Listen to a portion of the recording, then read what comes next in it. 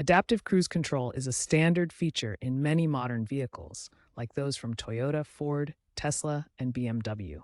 It uses sensors to maintain a safe following distance. However, there are situations where you'll need to turn it off, especially in urban areas, adverse weather, or complex driving scenarios. To deactivate ACC, methods vary by car model.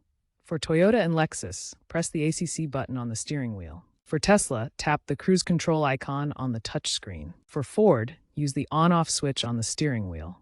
In all vehicles, aggressively pressing the brake or accelerator will disengage it. It's crucial to know how to manually override ACC for safety. While ACC can reduce rear-end collisions, it's not foolproof.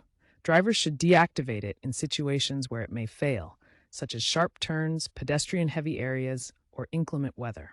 Over-reliance on ACC can lead to complacency, so manual deactivation restores full control.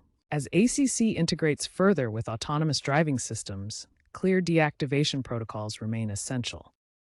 Future trends include AI and sensor advancements for better obstacle detection, potentially reducing the need for deactivation. Stay informed about your vehicle's specific deactivation methods and heed expert advice to ensure safe and responsible use of ACC.